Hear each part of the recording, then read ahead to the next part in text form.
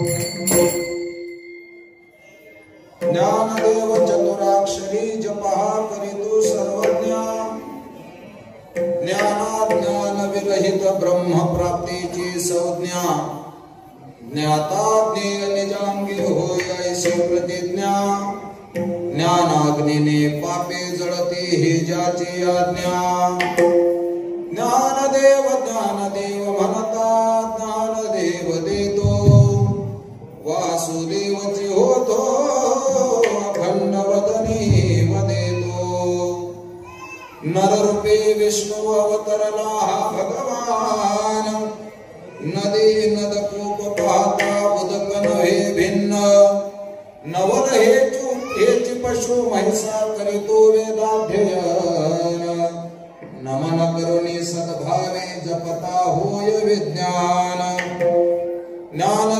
ज्ञानदेव म्हणता ज्ञानदेव देतो वासुदेवची होतो अखंड वदनी वदेतो देवाधीश देव भक्ता प्रतिवर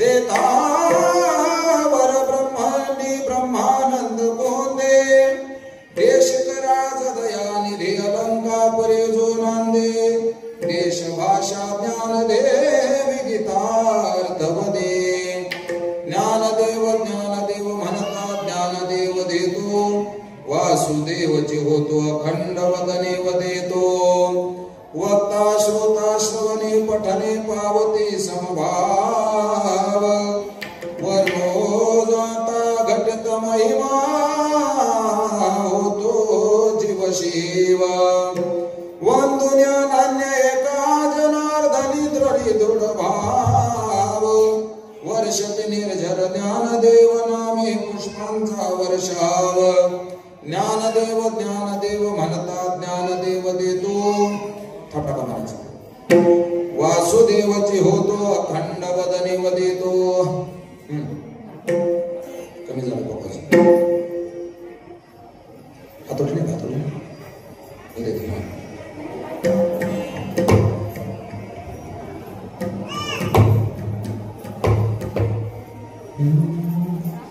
ध्येयं सदा परिभवग्नमभीष्टदोहम् तीर्थास्पदं शिवविरिञ्चनुतं शरण्यं हृद्यार्तिहं प्रणतपालभवाद्दिपोतं वन्दे महापुरुषते चरणारविन्दम् पांडुरंगा करू प्रथम नमन दुसरे चरणा संतांच्या त्यांच्या कृपादाने कथेचा विस्तारू बाबाजी सद्गुरु दास तुका काय माझी वाणी मानेल संतांसी गट्टे खाली आणा वरून म्हणण्यापेक्षा गट्टे खाली आणा जे परत उदाहरण नाही काय माझी वाणी मानेल संतांसी रंजोचितासे आपुलिया या मनासी लागो हरिनामाचा छंद आवडी गोविंद गावयासी ज्ञानेशं ज्ञानमूर्तींच साक्षात प्रेम स्वरूपिणीं नामदेवं दयामूर्तिं नाथं वंदे पुनः पुनः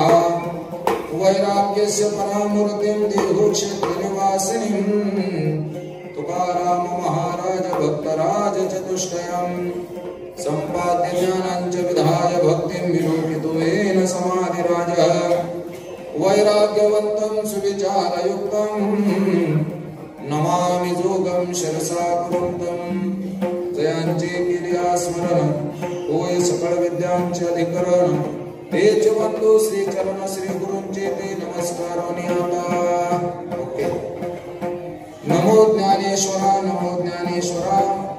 निवृत्ती उदारा सोपान देवा मुक्ताबाई नमो त्रिभुवन पावनी आद्यत्रय जननी देवांची ज्ञानदेव चतुराक्षरी जपहा करीतो सर्वज्ञ ज्ञानाज्ञान विरहित ब्रह्म प्राप्तीचे संज्ञा ज्ञाता ज्ञेय निजांगे होय ऐसी प्रतिज्ञा ज्ञानाग्निने पापे जळती हे ज्याची आज्ञा ज्ञानदेव म्हणता ज्ञानदेव देतो वासुदेवचे होतो अखंड वदनी वदेतो प्रस्तुत प्राप्त प्रसंगी प्राप्त स्थळी कैवल्य साम्राज्य चक्रवर्ती साधकांचे मायबाप ज्ञान्यांचे राजे संत सम्राट श्री ज्ञानेश्वर महाराजांच्या 729व्या समाधी सोहळ्याच्या निमित्ताने संपन्न होत असलेला आपला हा भक्ती उत्सव वर्ष 17वे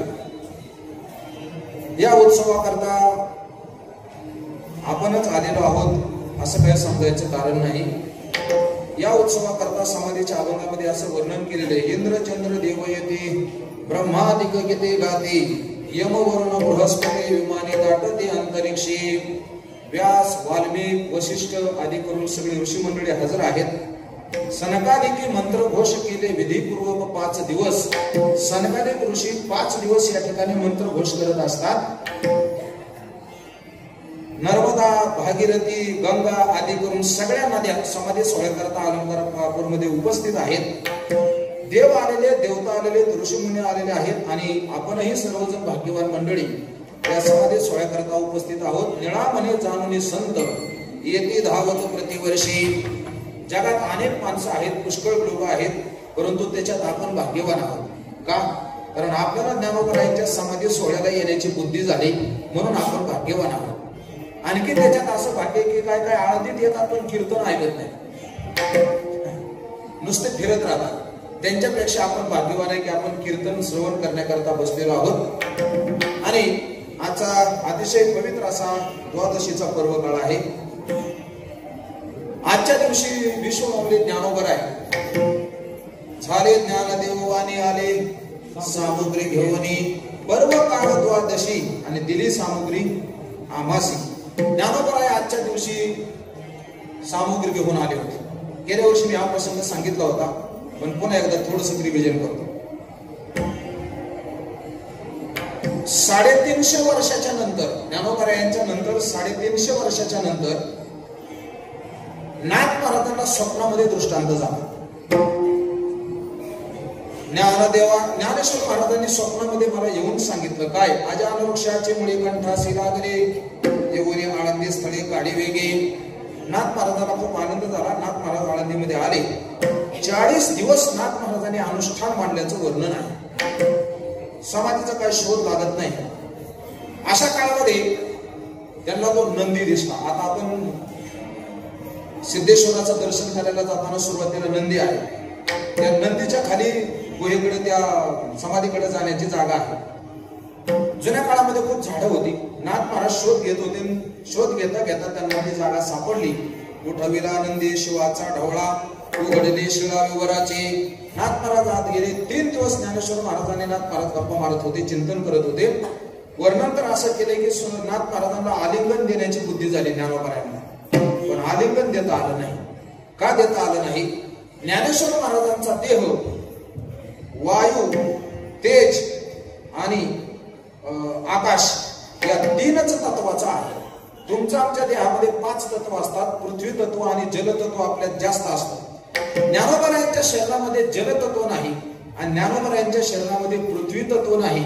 देह दिसत तर होता परंतु नाथ महाराजांना आलिंगन देता येत नव्हतं। ज्ञानोबरायांच्या लक्षात आले यांना आलिंगन द्यायचंय पण ज्ञानोबरायांनी कल्पित अशा प्रकारे भूतांचा आपल्यामध्ये अंगीकार केला, पृथ्वीचा आणि जलतत्वाचा. आणि नाथ महाराजांना त्यांनी आलिंगन दिलं. वर जे नाथ महाराजांच्या बरोबर आलेली मंडळी होती, त्या मंडळींनी आणलेली शिदोरी संपून गेली होती. खाण्याकरता काय नव्हतं. म्हणून ज्ञानोबरायांनी मस्तपैकी बाहेर पंचतारांकित हॉटेल टाकलं आजच्या भाषेमध्ये. आणि सगळ्या करता ज्ञानोबरायांनी अन्नछत्र उघडं करून दिलं. जयाने घातली मुक्तीची गवांदी, मिळवलेली मांदी वैष्णवांची. तर नाथ महाराजांना ज्ञानोबरायांचा साक्षात्कार झाला. आणि मग नाथ महाराजांनी ज्ञानोबरायांचं जे वर्णन केलेलं आहे, तसं तर ज्ञानेश्वर महाराज सगळ्याच संतांचे आवडते आहेत. सगळ्याच संतांनी तोंड भरून ज्ञानोबरायांचं वर्णन केलेलं आहे. परंतु त्याच्यामध्ये विशेषत्वाने वर्णन नाथ महाराजांनी केलेले. एक अभंग ऐकल्याशिवाय म्हणल्याशिवाय वारीत आल्यासारखं वाटतच नाही. कैवल्याचा पुतळा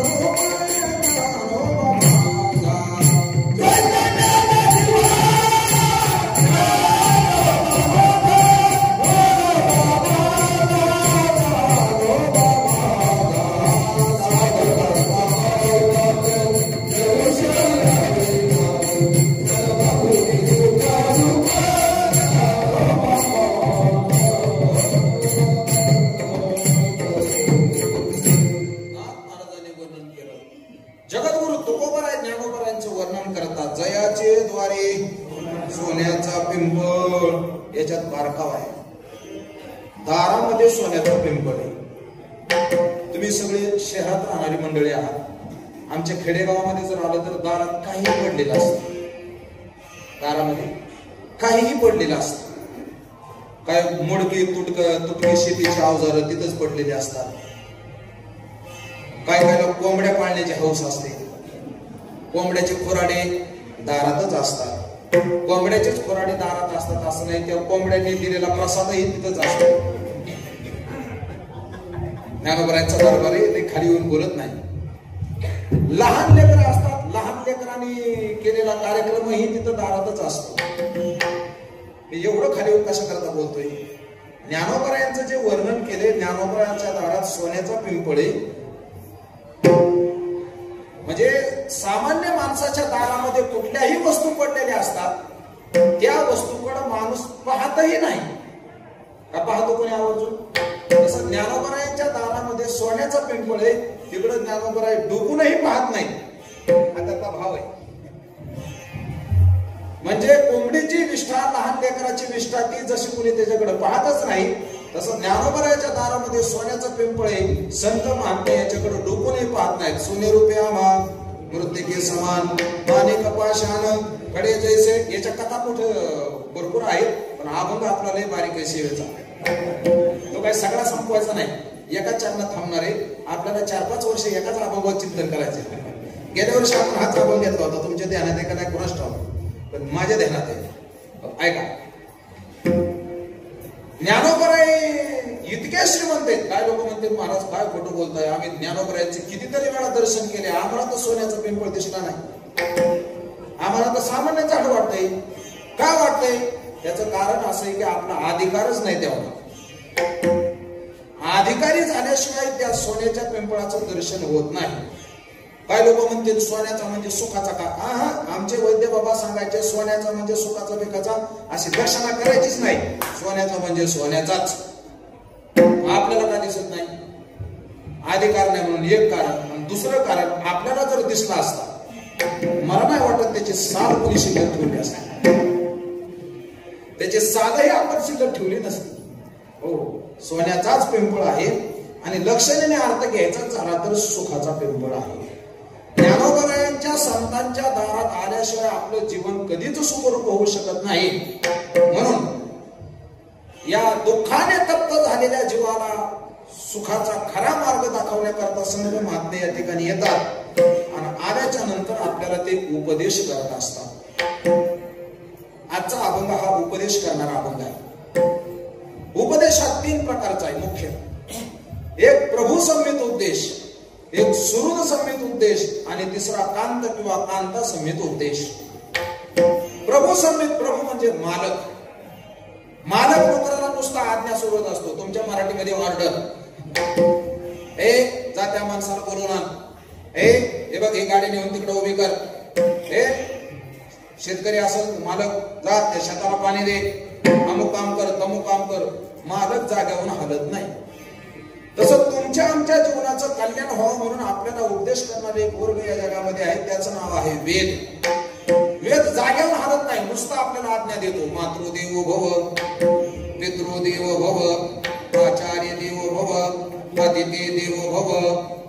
या जगामध्ये मालकासारखा आज्ञा देणारा वेद आहे.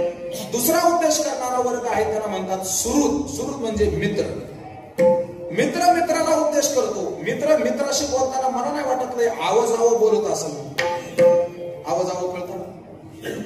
मित्राची भाषा बहुतेक षष्टीचीच असते. षष्टीचा प्रयोग, षष्टी कळते ना? चाचीचे, ज्याला मराठी व्याकरण कळत असेल त्याला कळलं ना. अलीकडे सगळं जग इंग्रज आळलंय. हो, शिव्या देऊनच कार्यक्रम चालतो मित्राचा. मित्र सांगत असतो असं वागू नको. आजपर्यंत असं वागणाराचं कोणाचंच भलं झालेलं नाही. आणि चांगला रस्ता धरून जर वागला तर त्याचं कल्याण होण्यासाठी कोणीच त्याला अडवलेलं नाही, अडवू शकत नाही. असा उपदेश करणारा वर्ग आहे आपल्याकडे, त्याला म्हणतात पुराण. अनेक पुराण आहेत आपल्याकडे. 18 मुख्य पुराण आहेत, 18 उपपुराण आहेत. आपल्याला कोणतीच माहित नाही. आपल्याला सगळ्यात जास्त परिचयाचं पुराण म्हणजे भागवत महापुराण.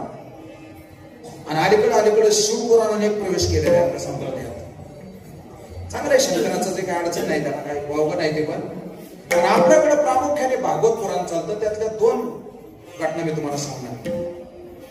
या जगामध्ये मित्र सांगतो असं वागू नको. या जगामध्ये आपलं उद्धार आणि आपला पतन करण्यासाठी जग कारणीभूत नसतं, आपले आपण वैयक्तिक कारणीभूत असतो. म्हणून भागवताच्या महात्म्यामध्ये धुंदुकारीची कथा आहे. सगळे नाही सांगायची मला.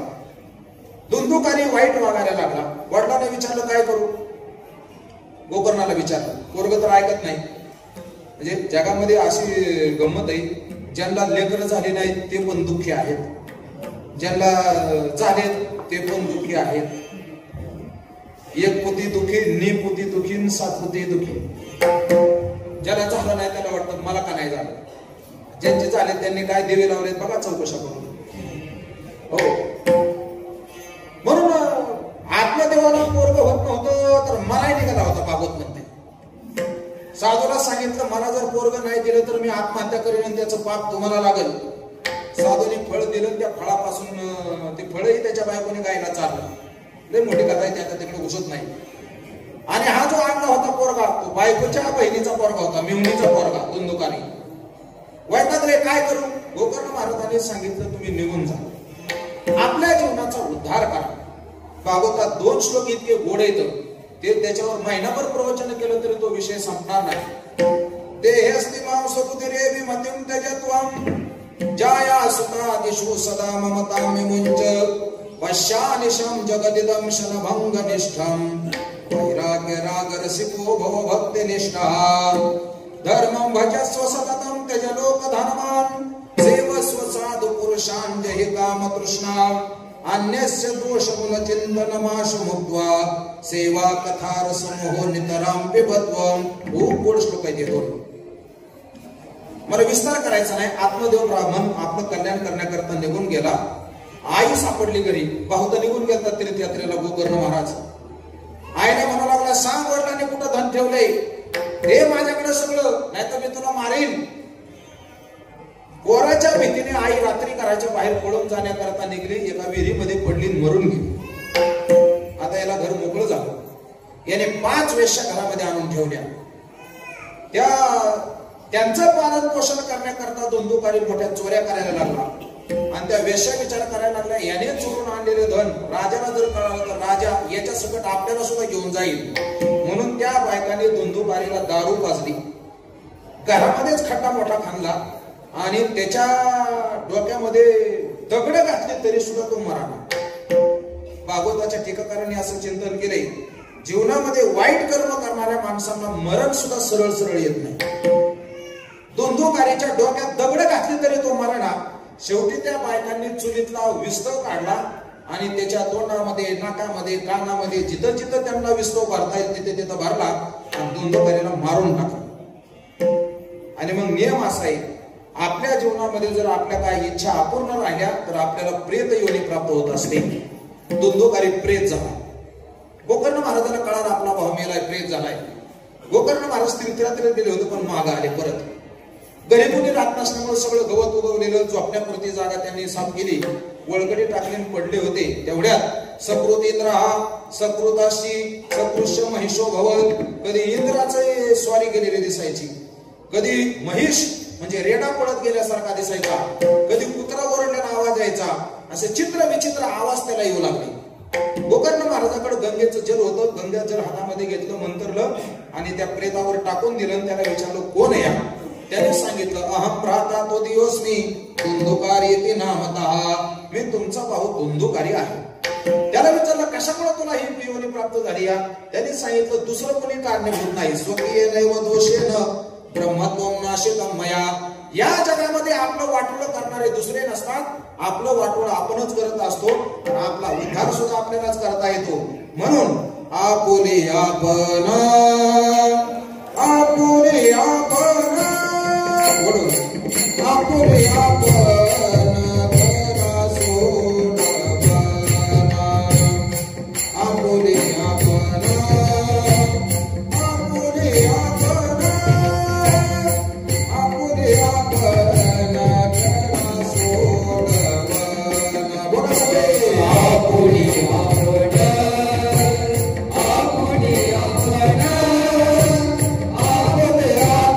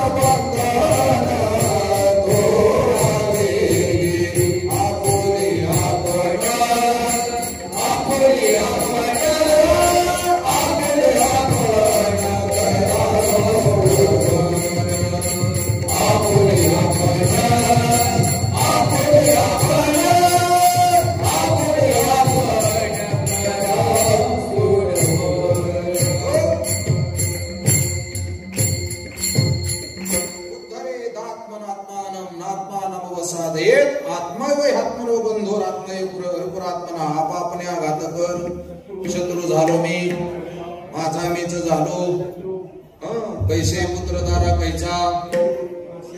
भागवत पुराण सांगतंय आपल्या जीवनाचं वाटोळ दुसरं कोणी करू शकत नाही. या संसारामध्ये आपलं चांगलं वाटोळ करण्याची ताकद नाही.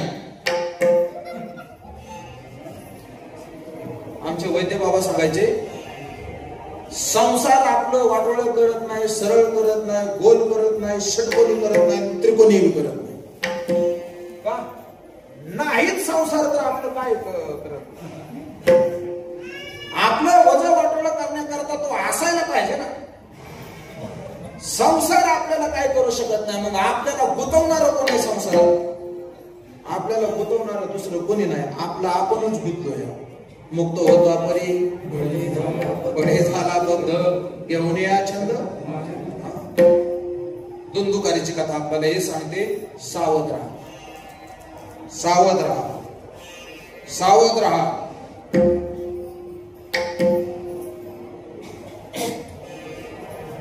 एक महात्मा होते. समाजामध्ये जीवन जगताना कोणता माणूस कोणत्या अधिकाराचा असेल हे काहीच सांगता येत नाही. आपल्या वारकरी संप्रदायाचं वैभव असं आहे की गृहस्थी माणसं सुद्धा संत पदाला प्राप्त झालेली असतात आणि माझ्यासारखे ब्रह्मचारी सुद्धा वज वाटोळ करून घेणारे असतात. एक महाराज होते, संन्यासी होते. गावामध्ये एक म्हातारी बाई होती, खूप निष्ठेने परमार्थ करणारी होती. आणि ती बाई त्या महाराजांच्या दर्शनाला यायची. काय श्रद्धेने लोक दर्शनाला येतात आणि दर्शन करून जाताना ती महाराजाला म्हणायची, महाराज जरा सावध बर का, जरा सावध राहा. त्या महाराजाला वाटायचं मला काय कोण काय करू शकते. ती बाई रोज दर्शनाला आले की महाराजाला ते सांगून जायचे, सावध बर का. जर तो महात्मा म्हाताराच होत आलेला होता. कुणीतरी एक शिष्य चांगला चपलाचा जोड घेऊन आला, खूपच छान. महाराज माझी श्रद्धा आहे, मला असं वाटतंय की हे तुम्हाला द्यावं, हे घ्या तुम्हाला. महाराज म्हणले अरे मला काय कुठे फिरावं लागतं का काय. नाही पण माझी श्रद्धा आहे. एक वाक्य बोलू का. महाराज लोकांचं वाटोळ करणारे महाराज लोकांच्या जवळचेच असतात. लांबचे लोक घाबरून असते कोणता स्वभाव कसा आहे काय. जवळच्या सगळे नाड्या माहीत झालेले असतात. हो बरोबर महाराजाला कुठं ओढायचा कुठं ताणायचा त्यांना चांगलं माहित असत. महाराज माझी श्रद्धा आहे एवढं राहू दे. बरं जेवले तिकडं कोणाड्यात. महाराजाचं वय झालं होतं. जोडा एवढा आकर्षक होता महाराज. त्या जोड्याचं चिंतन करता करता तो महात्मा गेला. आणि चिंतन करता करता महात्मा गेला आणि चांभाराच्या जन्माला गेला. त्यांचं नाव रोहिदास चांभार. कोणी वाटोळ केलं त्यांचं? कोणी वाटोळ केलं? बोलाच आता काय व्हायचे तर होईल. बोलाच आहे ते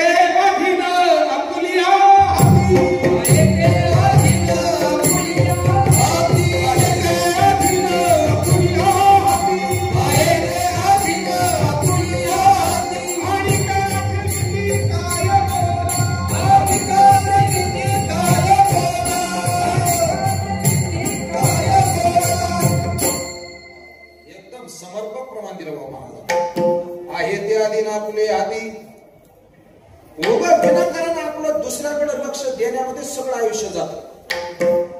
पुराण आपल्याला हे सांगतात अंतर्मुख व्हा. हे बघा याचं काय झालं. दुसरं एक उदाहरण आहे. हा तर वाईटच वागणार होता, जाऊ द्या. शंकराचार्यांचा विवेक चूडामणीमध्ये एक श्लोक आहे. जंतूनां नर जन्म दुर्लभ मतः पुंसां तत्व विप्रता तस्मात् वैदिक धर्म मार्ग परता विद्वत्वम् अस्मात् परम आत्मानात्म विवेचनो सुनुभो ब्रह्मात्मनो संस्थितीर मुक्तिर्नो शतकोटी जन्म सुकृतैर पुण्यैर्विना लभ्यते. आचार्य असं म्हणतात की अनेक जंतू या जगामध्ये जन्माला येतात, परंतु त्याच्यामध्ये नर जन्म दुर्लभ आहे. नरदेह दुर्लभ जाणा. बाबा भागवताच्या एका टीकेमध्ये मी असं वाचलंय. माझा अधिकार नाही पण सांगतो आता मला एवढं. पती ज्यावेळेस आपल्या पत्नीच्या गर्भाशयामध्ये गर्भ स्थापित करतो, त्या वीर्यामध्ये हजारो मुलांना जन्म देण्याची ताकद असते. पण किती मुलं जन्माला येतात एका वेळेस? एकच, क्वचित 2, आणि कुठंतरी 3 आहेत माझ्या बघण्यात. आमच्या गावाशेजारीच गाव आहे, आम्ही त्यांच्या घरी नेहमी जात असतो. ऐका, पण सरासरी एकच मुलगा. त्या वीर्यामध्ये हजारो लेकरांना जन्म देण्याची ताकद आहे. म्हणून अनेक जंतू जन्माला येतात, परंतु त्याच्यामध्ये नरजन्म दुर्लभ आहे. नरजन्म दुर्लभ प्राप्त होणं दुर्लभ आहे, आणि ब्राह्मणाच्या घरी देह मिळणं हे त्याच्यापेक्षा दुर्लभ आहे. ब्राह्मणाच्या घरी देह मिळून त्या ब्राह्मणाने विद्वत्ता प्राप्त करणं, वेदशास्त्र शिकणं हे अजून दुर्लभ आहे. वेदशास्त्र नुसतं शिकून चालत नाही, त्याप्रमाणे आचरण करणं. अलीकडे पोपट पंची करून बोलणारा भूत आलाय.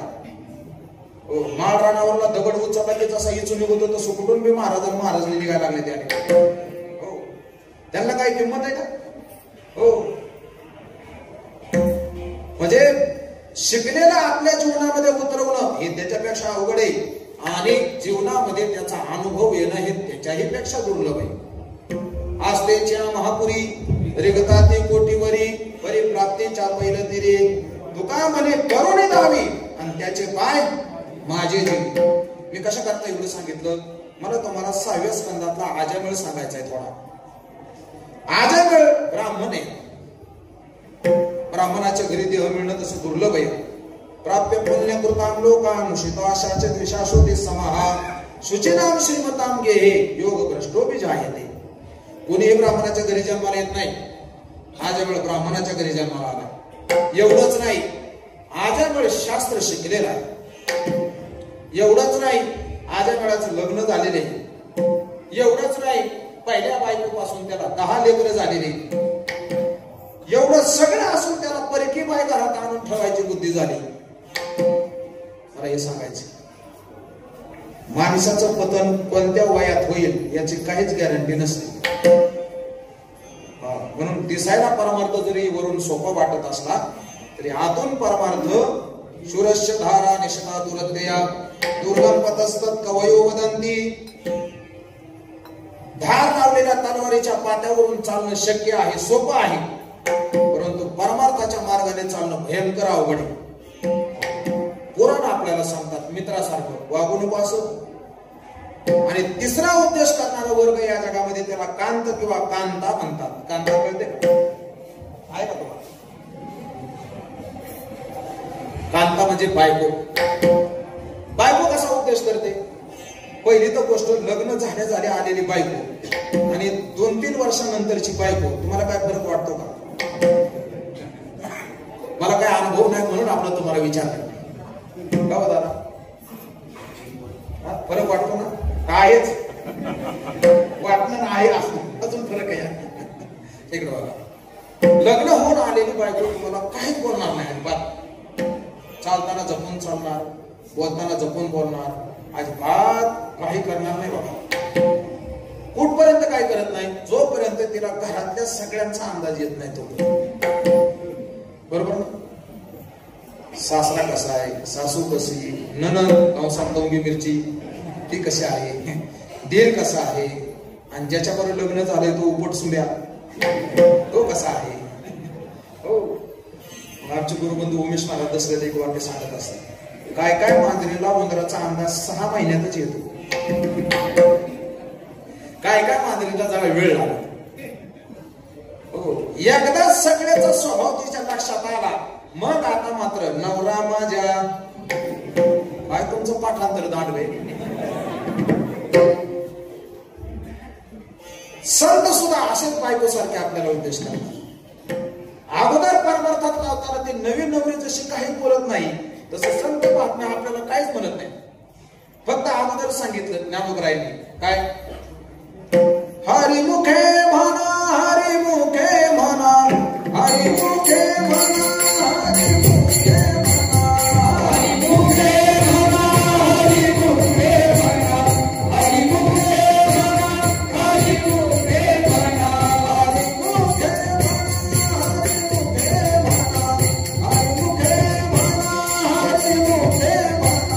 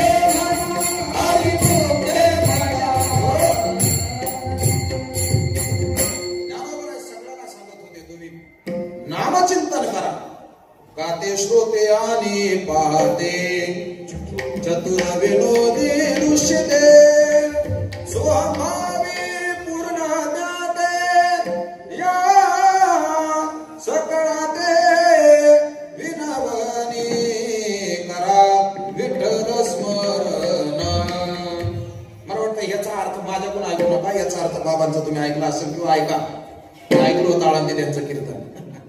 ऐका इकडे बघा. लोक म्हणले महाराज आम्ही संसारी माणसं, आम्हाला कुठे वेळ आहे का? ज्ञानोबराय म्हणले काळजीच करू नका, आसोनी संसारी. म्हणजे बायको म्हणते तुम्ही कसं बरं काय कसं बाई, तुम्ही म्हणता तसं. नवीन आलेली बायको कसं तुम्ही म्हणता तसं. मग काय करायचं? काय नाही म्हणले करा हरिपाठ पाठ करायला सुरुवात. ज्ञानोबराय म्हणले झाला सुरुवात. देवाची द्वारी चहुवेदी जाण म्हणा की पाठ नाही का तुमची. त्रिगुणासार भावी विन भक्ती योग याग विधी साधुबोध झाला पर्वताप्रमाणे संतांची संगती विष्णुविन जप रामकृष्ण हरी जय जय रामकृष्ण हरी. पहिला टप्पा झाला. त्रिवेणी संगमी हरि उच्चारणी तीर्थव्रत नेम समाधी हरीची नित्य सत्यामित एक नाम हरी हरिबुद्धी जपे हरिपाठ कीर्ती हरिवंश पुराण जय विठोबार कुमाई. पुढे जायचे आपल्याला. नाम संकीर्तन वेदशास्त्र प्रमाण काळ वेळ नाम नित्य नेम नामी 7 5 दिन जाणीव नेनिव एक राहिला पद कर्म मग जाणीव नेनिव एक तत्व नाम. आता सरळ म्हणून नका ध्यान ध्यान देऊ म्हणा. आता सर्व सुख गोडे साहि शास्त्र निवडे रिकामा घरे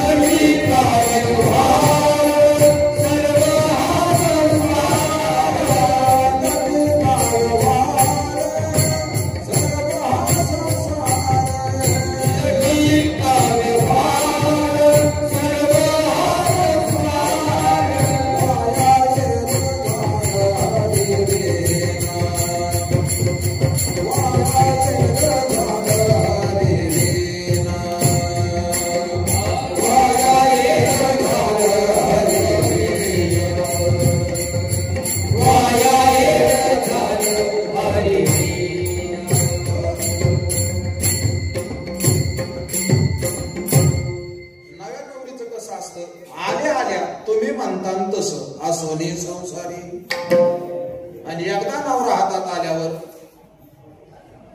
एका बायकोने नवऱ्याला आवाज दिला, नुसतं बोटाने असं केलं. माझ्याकडे बघा थोडं तुम्ही, नुसतं असं बोट केलं. नवरा हातातली कामं टाकून तिच्याकडे आला.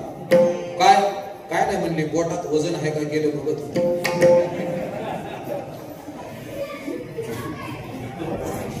मला या हाताची जरा कामच वाटते आपल्या. असं बोट केलं तर अर्थ वेगळा आहे, आणि असं बोट केल्यावर आम्ही लहानपणी म्हणायचो टुक टुक माकाड. थोडस माहित आहे का तुम्हाला मुंबईकरांना? बोलू नाही माहिती? तुमच्याकडे काय म्हणतात? माझ्या कानात माहितच नाही तुम्हाला. एखाद्याला वाकडं दावायचं असले की आमच्याकडे लहानपणी काहीतरी खाता असतो, दुसऱ्याकडे नसलं की टुक टुक माकाड खा माझा मी कोण असा आम्ही म्हणतो. काय हातात ताकद आहे महाराज. आता लय तुम्हाला कस तरी वाटलं आळंदीतलं कीर्तन नाही, असं बोट केल्यावर काय अर्थ नाही होत.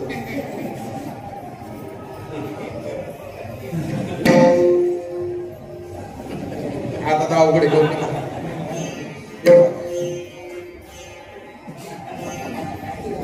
काय ताकद आहे आपल्या हातात. आणि असं तेच बोट आहे, नुसतं थांबवलं की फरक आहे, फिरवलं की फरक आहे. हो, असं हात केल्यावर नाही कळालं तुम्हाला.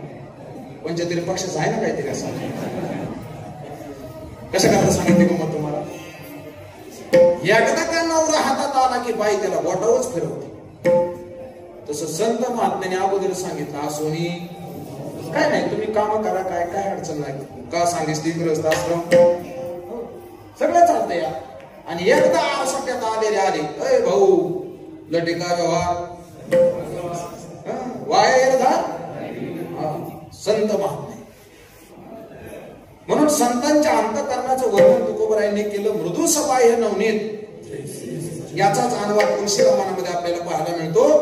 संत हृदया नवनीत समाना कहा कभी न परित हे न जाना निज परिताप द्रवही नवनीता पर दुःख द्रवही संत सुपुनीता.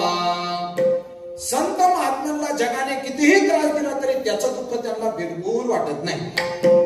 मग संतांना दुःखच वाटत नाही का? वाटतं. कधी? समाज ज्यावेळेस नीती सोडून अनितीने वागायला सुरुवात करतो, धर्म सोडून अधर्माने वागायला सुरुवात करतो आणि सुखाचा रस्ता सोडून दुःखाच्या रस्त्याला लागतो, त्यावेळेस संत एकांतामध्ये बसून ढसाढसा रडतात. विषयाचे सुख येथे वाटे गोड, पुढे अवघड यमदंड काय होईल आमचं. एवढी विषयामध्ये रममान झाले.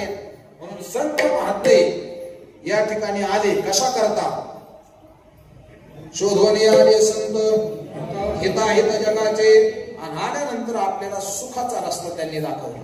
म्हणून उपदेशाचे 3 प्रकार पाहिले. 2 प्रकार सांगून अभंगात घुसतो बघा. आता एक उपदेशाचा प्रकार आहे वेष्टी उपदेश आणि दुसरा उपदेशाचा प्रकार आहे समष्टी उपदेश. समष्टी उपदेश म्हणजे सगळ्यांना केला जातो त्याला म्हणतात समष्टी उपदेश, आणि एकाला केला जातो त्याला म्हणतात वेष्टी उपदेश. अनेक अभंग असे आहेत. लागोनिया पाया विनवितो. पुढचा शब्द काय आहे? तुम्हाला. तुम्हाला म्हणजे सगळ्याला, समष्टीला. सकळांच्या पाया माझे दंडवत आपुराले हित सत्य करा. सगळ्याला. आजच्या अभंगामध्ये महाराजांनी उपदेश केला.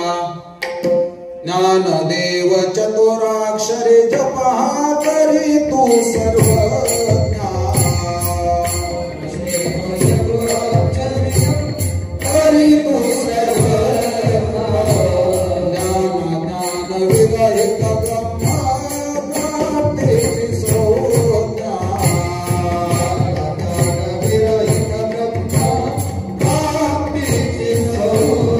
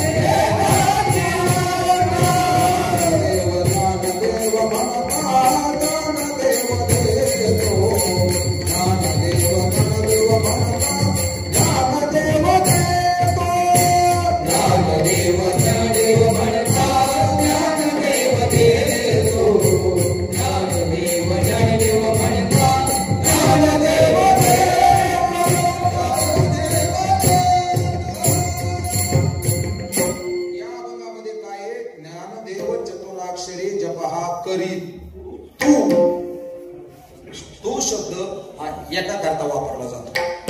एक वचनी सर्वनाम आहे ना. म्हणजे या अभंगातला उपदेश हा व्यष्टी उपदेश आहे. कोणाला?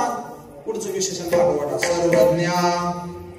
सर्वज्ञ म्हणजे काय काय लोक समाजात असे असतात. एक ज्ञानेश्वरीचं पारायण केलं. आमचे गुरुवर चैतन्य महाराज नेहमी हा विषय हाताळत असतात. एक पारायण केलं की त्याला असं वाटतं आता ज्ञानेश्वर महाराजांच्या नंतर महाराष्ट्राला मीच एकटा पट्ट्या. किती पारायण केलेलं असतं? एकच. ते बी अर्धच्या पाण्यातच घालते. स्वतःला शहाणे समजणारे या जगामध्ये पुष्कळ लोक आहेत.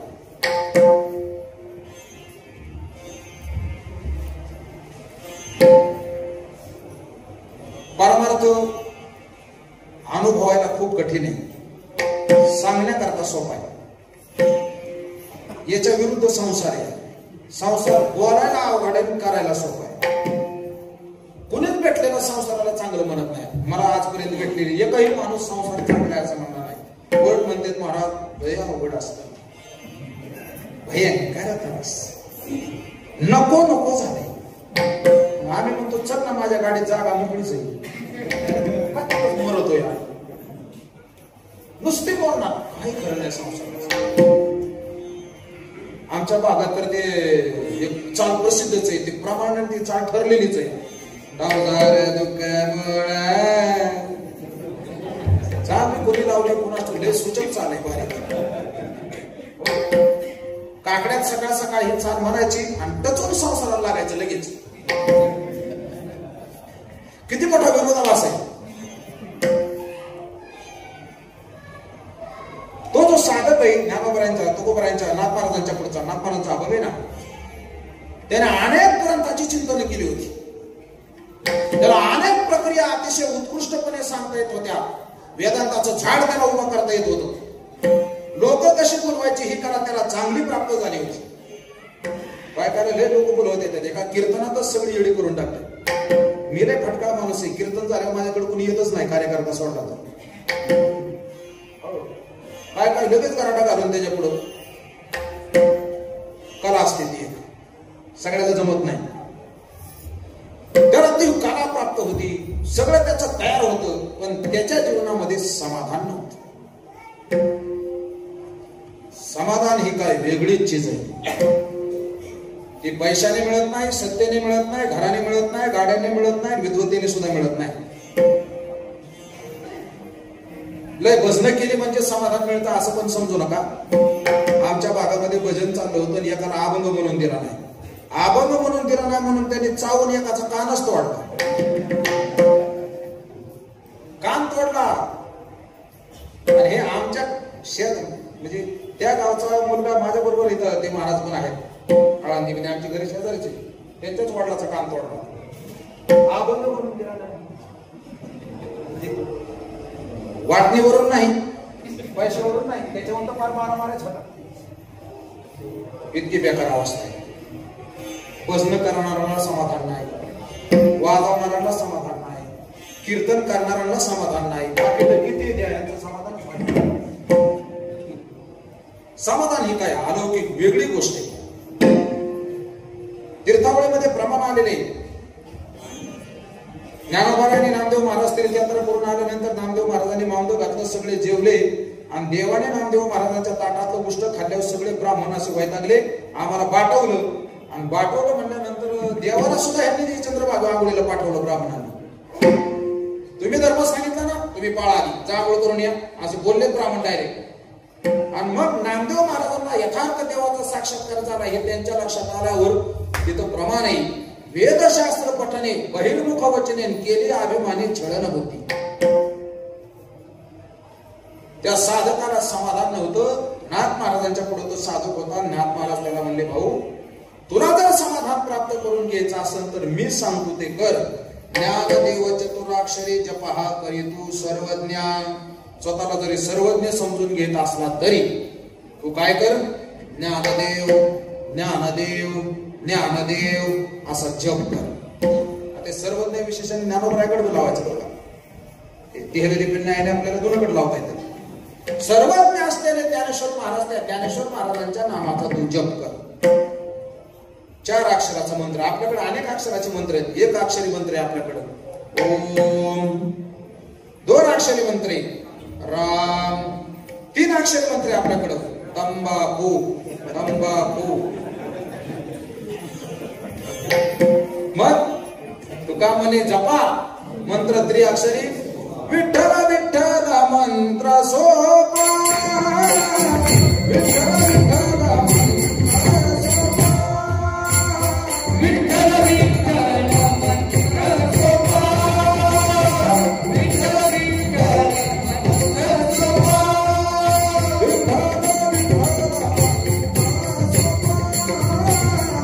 विठ्ठल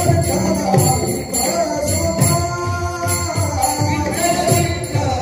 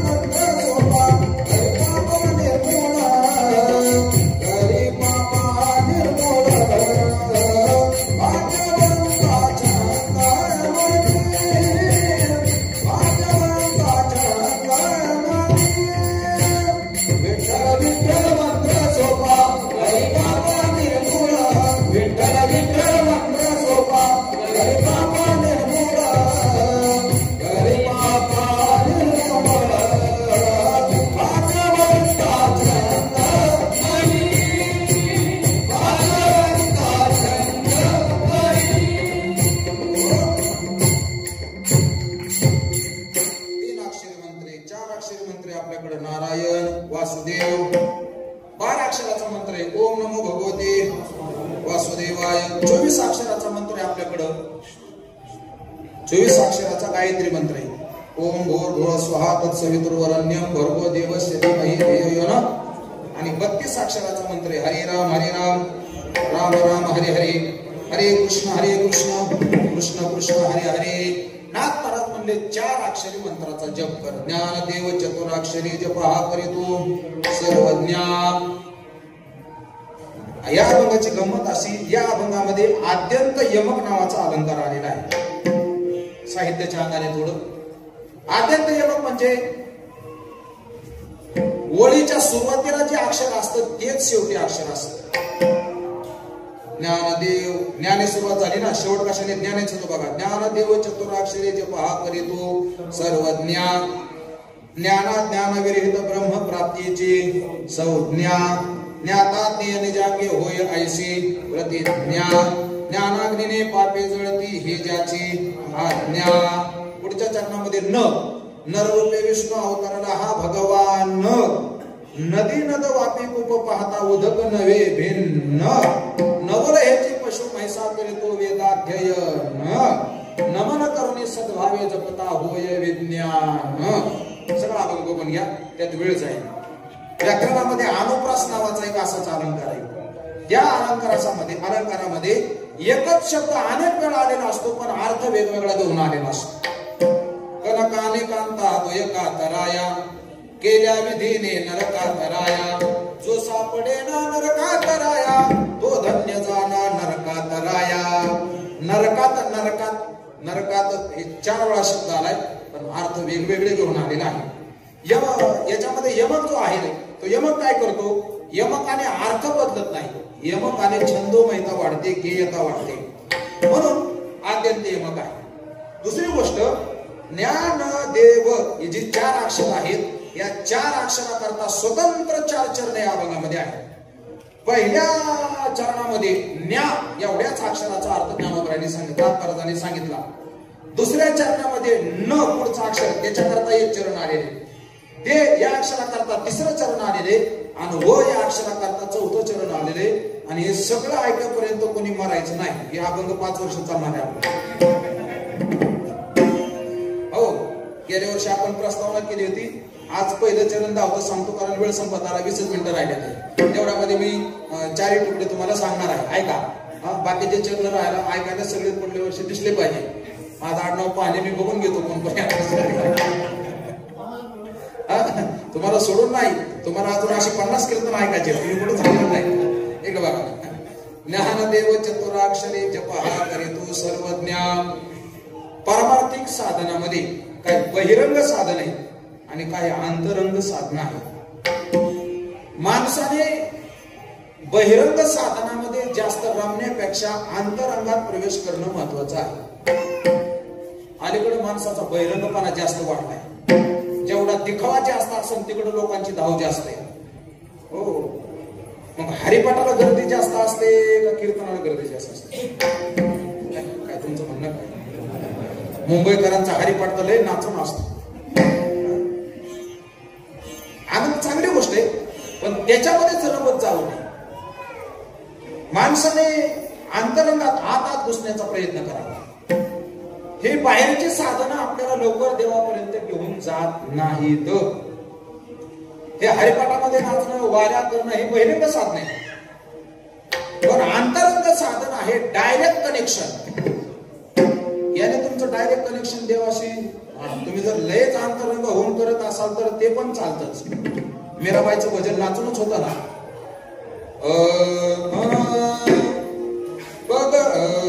पग घुंगरू बांध मीरा नाची रे, पग घुंगरू बांध मीरा नाची रे, मैं तो अपने नारायण की हो गया पहिदास रे, पग घुंगरू बांध मीरा नाची रे. भजन कीर्तन हरिपाठ करताना आपल्याला देवाशिवाय दुसरं काहीच आठवू नये. ज्याने त्याने आपापलं आत्मपरीक्षण करावं. मी काय कोणाची माप काढण्याकरता आलो नाही आणि मी पण काही तेवढा शहाणा नाही. माझा अधिकार मला माहिती आहे ना. परमार्थाची साधना करताना ज्याने त्याने आपापलं आत्मपरीक्षण करत जावं. आपण माझा तर एक प्रामाणिक भाव असा आहे, कमीत कमी कीर्तन ऐकताना तरी माणसाने संसार विसरावा. कमीत कमी कीर्तनात, आणि अलीकडे कीर्तनातच संसार सांगून रडायला होता तो. किती मोठं व्याघात आहे. म्हणून जीवनामध्ये जप महत्वाचा आहे. जपाचे 3 प्रकार आहेत. एक वाचिक जप असतो, एक उपांशु जप असतो आणि एक मानस जप असतो. वाचिक जप म्हणजे मोठ्याने जप, तो सगळ्याला ऐकू जातो. उपांशु जप म्हणजे तो फक्त आपल्यालाच ऐकू येतो आणि ओठ थोडा थोडा हलतो, त्याला उपांशु जप म्हणतात. आणि मानसिक जपामध्ये ओठही हलत नाही, दुसऱ्याला ऐकूही जात नाही, फक्त आपला जप चाललाय हे फक्त आपल्यालाच कळत असत. म्हणून नाथ महाराज म्हणतात, तू जप कर. कशाचा? ज्ञानदेव या 4 अक्षराचा. काय ताकद आहे त्याच्यामध्ये? ज्ञान विरहित ब्रह्म प्राप्तीची संज्ञा. ज्ञान आणि अज्ञान या दोन्हीच्या पलीकडे जे ब्रह्म आहे त्या ब्रह्म प्राप्तीची ही संज्ञा आहे. परमात्मा ज्ञान आणि अज्ञान या दोन्हीच्या पलीकडचा आहे. ज्ञान उजाडलं म्हणजे परमात्मा मिळत नाही, अज्ञानाला मिळत नाही, ह्याच्यात तर काही शंका घेण्याचं कारणच नाही. अज्ञान म्हणजे काय आहे? मला वाटतं या प्रपंचाचं मी वर्णन करत असताना ज्ञानोबरायांनी वर्णन केलं की हा प्रपंच म्हणजेच अज्ञान आहे. काय बरे गोवी आलेली आहे, आठवते का बाबा? हा, येत प्रपंच नाही, येत प्रपंच हे विज्ञान आणि त्याला पुढे अज्ञान असा शब्द आलेला आहे. ते तर सत्य बुद्धी ते अज्ञान.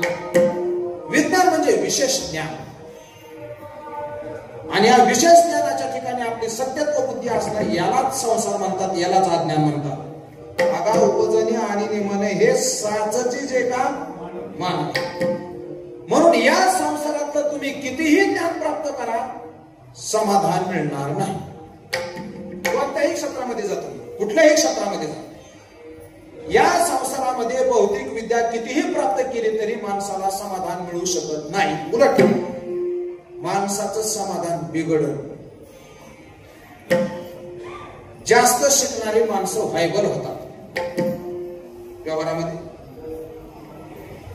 लय तुम्ही मोठी इस्टेट कमवून ठेवले, मोठाले बंगले घेऊन ठेवले, मोठ्या गाड्या घेतल्या म्हणजे तुम्ही समाधानी जर असं होत नाही. उलट तुम्ही जेवढा प्रपंच वाढवता तेवढं तुमचं समाधान जास्त बिघडतं, जास्त बिघडतं. म्हणून आपल्याला जे ज्ञान होतं या संसारामध्ये हे सगळं संसाराचं ज्ञान आहे. आणि ज्ञान शब्द वापरला ना, ज्ञान अज्ञान विरहित. अज्ञान म्हणजे जर संसार घेतला तर ज्ञान म्हणजे हे शब्द ज्ञान घ्या परमार्थातलं. या शब्द ज्ञानाच्या पलीकडे ते परमतत्व आहे.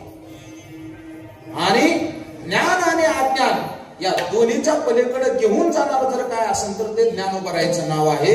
ज्ञानदेव म्हणता माया गेले समूळ. हे सगळं माया आहे. आणखी काय होतं? ज्ञाता ज्ञेय निजांगी होयायसी प्रतिज्ञा. व्यवहारातल्या ज्ञानामध्ये परमार्थाच्या ज्ञानामध्ये काय फरक आहे? हाच मोठा फरक आहे.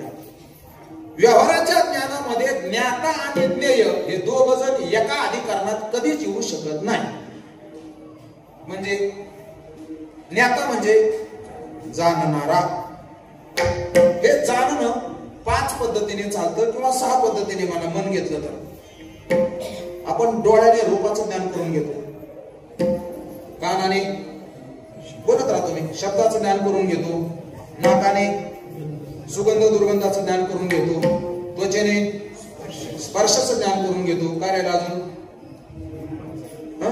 डोळे ना जिभेने रसाचं ज्ञान करून घेतो. बरोबर? डोळ्याने ज्या वेळेस आपण रूपाचं ज्ञान करून घेतो त्यावेळेस ते रूप आणि डोळं एक होतात का तो विषय आपल्यापेक्षा वेगळा राहतो? नाही कळायचं. हे समोर ज्ञानेश्वरी ठेवली ना,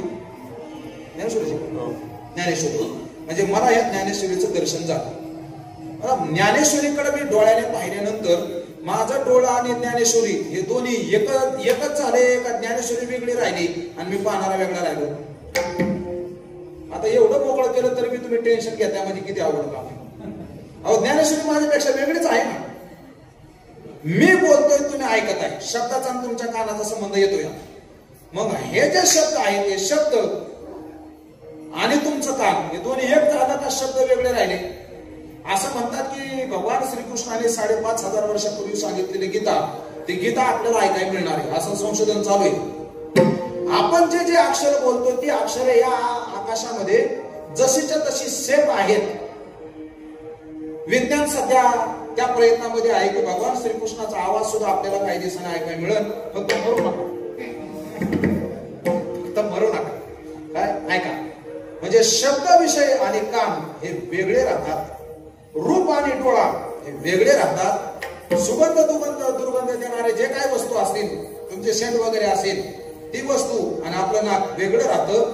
या संसारामध्ये आपण जेवढंही ज्ञान करून घेतो ते ज्ञान आणि ते ज्ञान करून देणारे इंद्रिय दोघही एकाच अधिकरणात कधीच येऊ शकत नाहीत.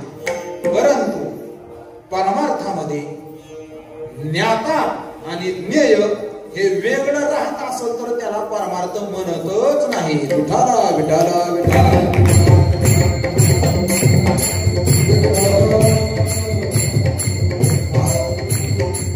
म्हणून तुकोबा नाही का त्यामध्ये म्हणतात, ज्याला देवाचं ज्ञान झालं तो देवापेक्षा वेगळा राहील काय.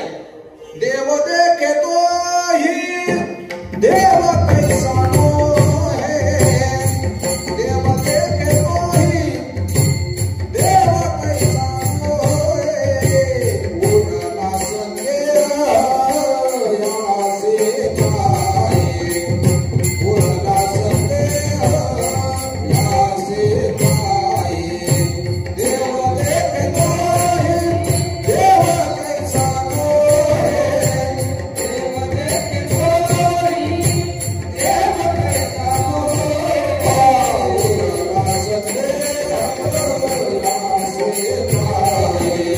उडला संदेह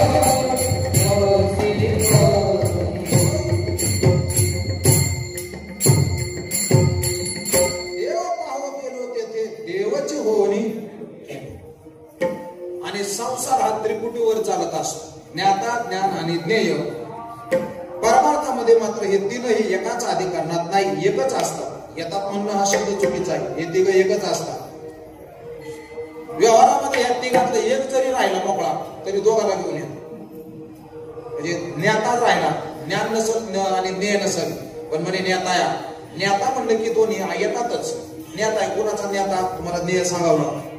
आणि ज्ञात्याने ज्ञानाला पाहिल्यानंतर जे होतं त्याला तर ज्ञान म्हणतातच.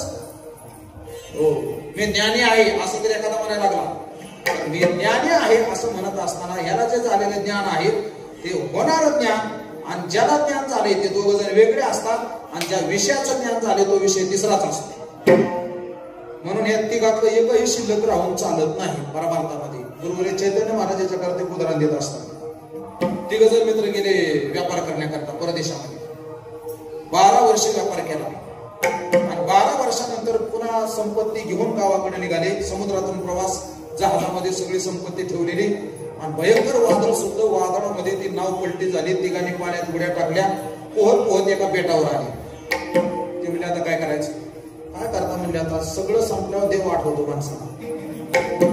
मग म्हणले देवाचा दावा करा. भगवान शंकराने आवाज दिला, नमामि शमीशान निर्वाण रूपम विभुम व्यापकम ब्रह्मवेद स्वरूपम निराकार ओंकार मूलम तुरीयम चिदाकाशमाकाश वासं भजेयम. भगवान शंकर प्रकट झाले. बोला काय पाहिजे. एक म्हणला 12 वर्ष झालं घर सोडलेलो, लवकर घरी पोहोचवा. देव म्हणले तथास्तु, गेला घरी. दुसरा म्हणला 12 वर्ष पाठीत घालू का, कमवलेल्या संपत्ती सह घरी पोहोचवा. देव म्हणले तथास्तु, जेवढी संपत्ती होती ती घेऊन घरी पाठवा. तिसऱ्याला विचारलं तुझं काय म्हणणे. काय नाही म्हणला, 3 जण 12 वर्ष बरोबर होतो, 2 जण गेलेत करमत नाही, दोघाला परत घेऊन या. तसं ज्ञाता, ज्ञान आणि ज्ञेय या त्रिपुटीचं एक जरी शिल्लक राहिलं तरी तो व्यवहाराचा असतो, प्रपंचचा असतो. पण ज्ञानोबरायांचं नामस्मरण जर आपण केलं तर त्याचा परिणाम असा होतो, ज्ञाता ज्ञेय निजांगे होय ऐसी प्रतिज्ञा. ज्ञाता हा ज्ञानापेक्षा वेगळा राहत नाही. म्हणजे तो परमात्मा स्वरूप होऊन जातो. आणि तो म्हणला महाराज मी पापी आहे, ज्ञानाग्नीने पापे जळती हे ज्याची आज्ञा, ज्ञानाग्नी सर्व कर्माणी भस्मसात करूते तथा. एकदा का ज्ञानाचा अग्नी जीवनामध्ये प्राप्त झाला, आता कोणतंच कर्म आपल्याला बाधू शकत नाही. तुका म्हणे आम्ही झालो अग्निरूप, लागो नेतो पाप पुण्य अंगा. म्हणून प्राण्याच्या अभंगामध्ये एक प्रमाणे बघा, तुका म्हणे वाळवंट बरेवे नीट उत्तम. वाळवंट म्हटलेले या शरीराला का? वाळवंट कशाला म्हणतात? ज्याच्यात काहीच उगवत नाही. तसं या जन्मामध्ये अशी साधना करता येते, कारण हे जे आहे याच्यामध्ये सुद्धा पाप आणि पुण्य पिकत वाहते आणि भौतिके पाप पुण्य येते पिके, म्हणून आम्ही कौतुके क्षेत्र म्हणून. पण अशी साधना करता येते की या देहामध्ये पापही पुण्य पिकू शकत नाही आणि पुण्यही पिकू शकत नाही. उद्या सकाळीच कीर्तन करणार आहे त्याच्यावर, ब्रह्मरूपाचा देह ब्रह्मरूप, याच्यावर मला चिंतन करायचं आहे. ऐका, म्हणून या देहामध्ये एकदा का ज्ञान प्राप्त झालं, नाथ महाराज म्हणतात ज्ञानाग्नीने पापे जळती हे ज्याची आज्ञा. अभंगाचा विस्तार खूप होण्यासारखा आहे की प्रतिज्ञा नेमकी कोणाची आहे, आज्ञा नेमकी कशाची आहे, सर्वज्ञ नेमकं कोणाला म्हटलेलं आहे. म्हणून नाथ महाराज असं म्हणतात, काय करा? ज्ञानदेव ज्ञानदेव म्हणता ज्ञानदेव देतो, वासुदेवची होतो अखंड वदनी वदेतो. विठोबा रघुमाई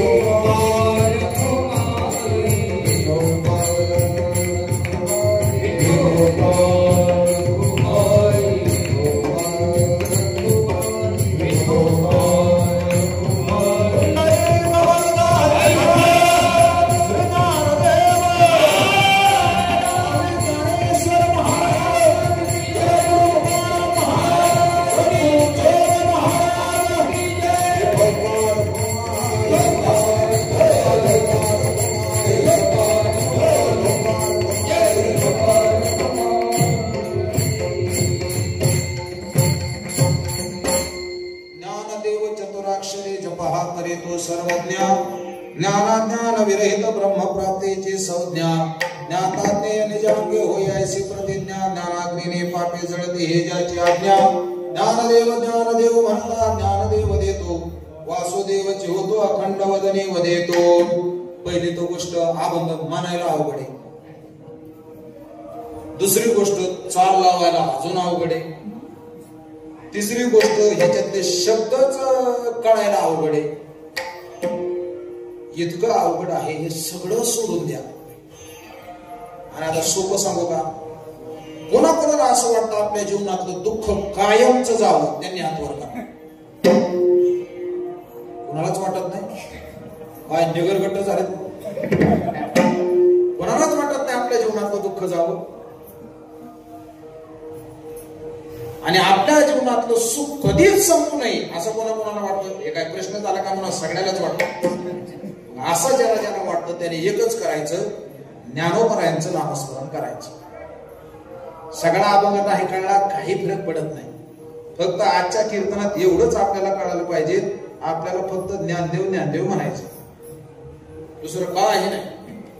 हो, ज्ञानदेव ज्ञानदेव ज्ञानदेव असं कायम म्हणत राहा. नाथ महाराज म्हणतात ज्ञानदेव म्हटल्याच्या नंतर ज्ञान काय, अज्ञान काय, विज्ञान काय, हे सगळं तुमच्या पायापाशी.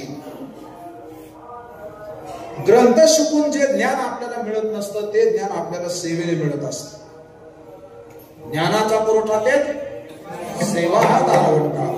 आणि म्हणून आपल्या वाट्याला आलेले कर्म देवाची सेवा या भावनेने करत राहावीत. रोज ज्ञानेश्वरी गाथ्याचं चिंतन करत राहावं. रोज हरिपाठ म्हणावा, रोज काकडा म्हणावा. संध्याकाळी हरिपाठ झाल्याशिवाय घरातल्या माणसाने जेवायचंच नाही असा नियम घरामध्ये करून घ्या.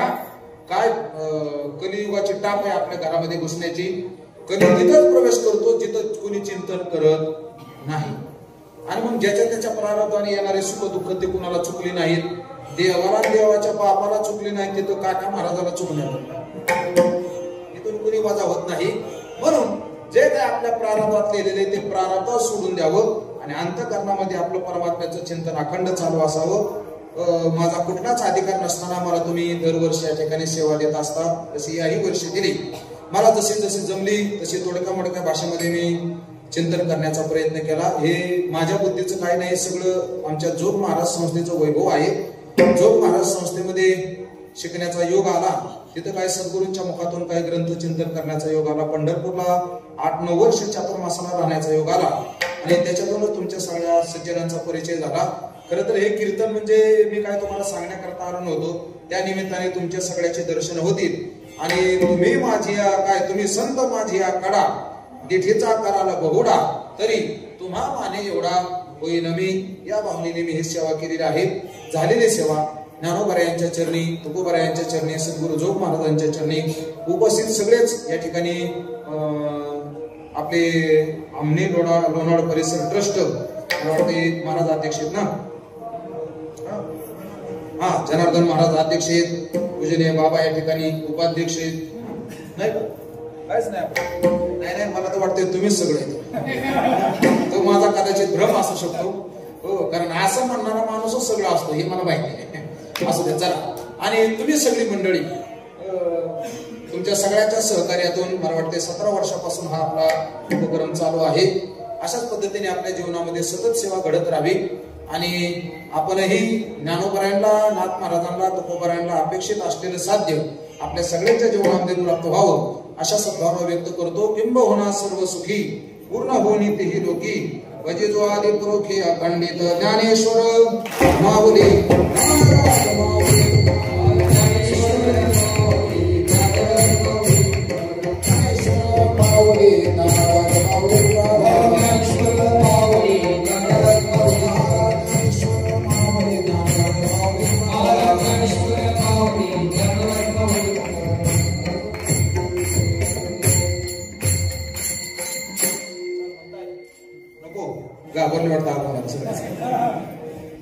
मीच म्हणतो थांबा 2 मिनिटात. वक्ता श्रोता श्रवणे पठने पावती स्वभाव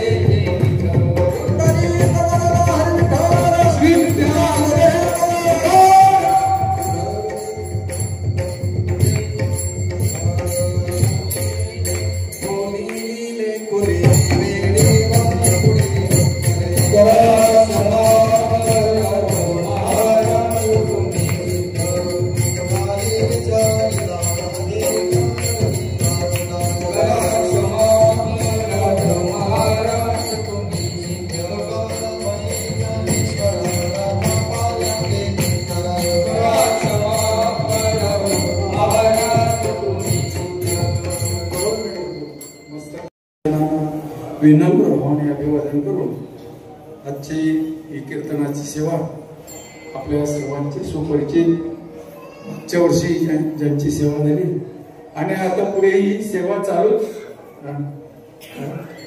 महाराज, हे पुढच्या वर्षीचंही निमंत्रण तुम्हाला, कारण हा अभंग जोपर्यंत संपत नाही, सांगून अभंग संपणार नाही, पण सांगून त्याचा अर्थ संपत तोपर्यंत ही सेवा चालूच राहील. तेव्हा ते आपल्या सगळ्यांचे काका आहेत आणि सगळ्यांना सोपं कसं करून सांगता येईल यासाठी ते सोपं नाही. आणि म्हणून आज आपल्या या ठिकाणी मी नेहमी सांगत असतो की खेचराचिया म्हणा आणि सात्विकाचा अण्णा श्रवणा सवे सुमना समाधी जोडे.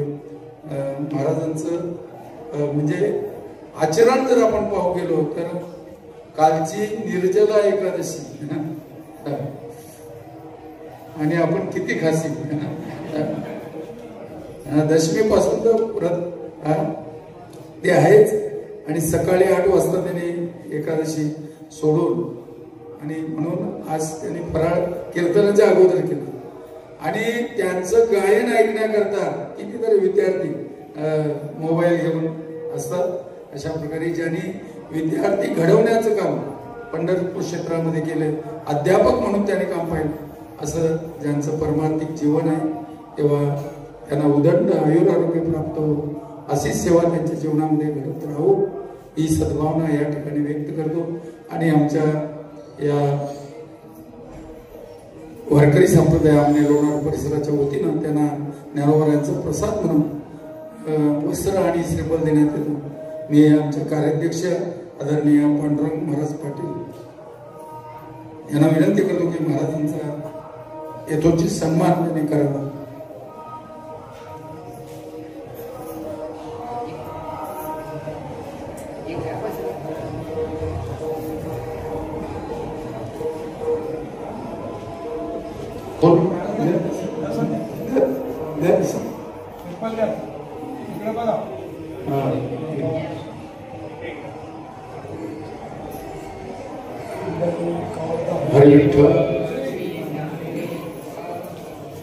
सगळं अभंग सुटेपर्यंत आम्ही आहोत की नाही ना बाबा म्हणाल.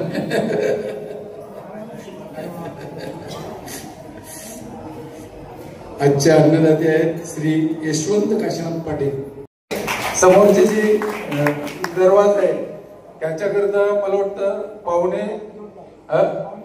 पावणे 2 लाख रुपये आणि दरवर्षी देणगी असते. भोजनासाठी 12,000 रुपये ते देतात आणि कधी कुठलंही काम सांगा ते करण्यास तयार आहे.